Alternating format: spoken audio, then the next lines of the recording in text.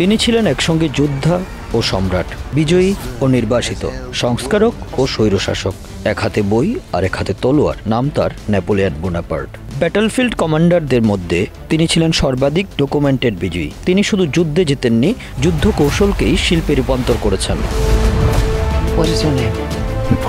1769 সালে ভূমধ্যসাগরের দ্বীপ কোর্সিয়াতে জন্ম নেয় এক শিশু, যাকে বিশ্ব চিনবে ভবিষ্যতে শ্রেষ্ঠ সামরিক নেতাদের একজন হিসেবে। তার বাবা ছিলেন একজন ক্ষুদ্র অভিজাত পরিবারের সদস্য, আর মা ছিলেন দৃঢ়চেতা ও অনমনীয়। মাত্র 9 বছর বয়সে সে ভর্তি হয় ফ্রান্সের সামরিক স্কুলে। সেখানেই শুরু হয় তার পরিবর্তনের গল্প।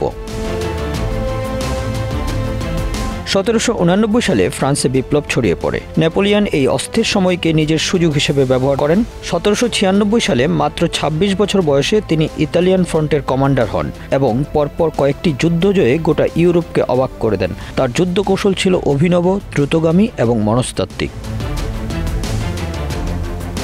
1798 সালে নেপোলিয়ন মিশরে অভিযান চালান। যদিও ব্রিটিশদের হাতে তার নৌবহর ধ্বংস হয়, তথাপি তার বৈজ্ঞানিক মিশন, যেমন রেজেটা স্টোন আবিষ্কার, তাকে ফ্রান্সের নায়ক হিসেবে প্রতিষ্ঠিত করে। 1799 সালে এক রক্তপাতহীন অভ্যুত্থানে তিনি ক্ষমতা দখল করেন। নিজেকে ঘোষণা করেন প্রথম কনসাল হিসেবে। 1804 সালে নিজেই নিজেকে ফ্রান্সের সম্রাট হিসেবে ঘোষণা দেন। পোপের বদলে নিজ হাতে মুকুট পরেন, এ যেন এক নতুন ইউরোপের বার্তা।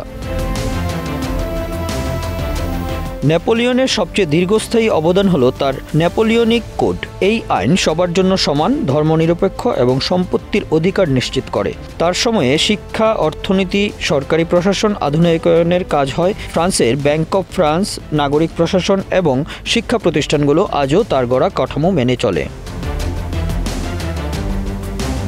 1805 সালে আস্টারলিস যুদ্ধ এবং 1806 সালের জানা যুদ্ধ সবখানি জয় তার। প্রায় গোটা ইউরোপ ছিল তার পায়ের নিচে। তিনি ভাতৃপ্রতিম রাজাদের বিভিন্ন দেশে বসান। ভাই জোসেফকে স্পেনের রাজা, আরেক ভাই লুইকে হল্যান্ডের। কিন্তু এই জয়ের নেশাই ছিল তার পতনের বীজ।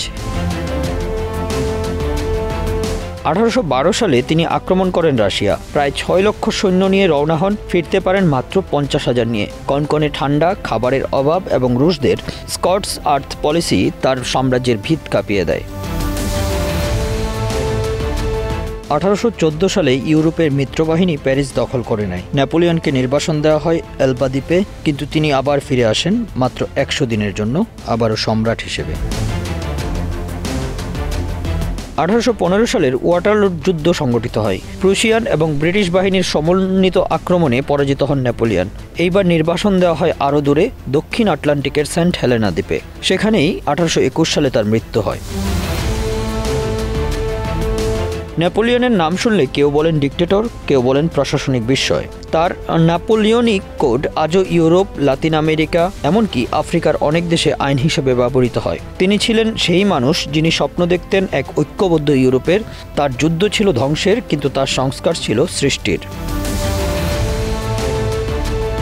নেপোলিয়ন বোনাপার্ট ছিলেন ইতিহাসের আয়নায় এক বিস্ময়কর প্রতিবিম্ব। তার জীবনের মতোই উত্থান, পতন এবং চিরস্থায়ী প্রভাব, এক কথায় অতুলনীয়। Bangla affairs news desk.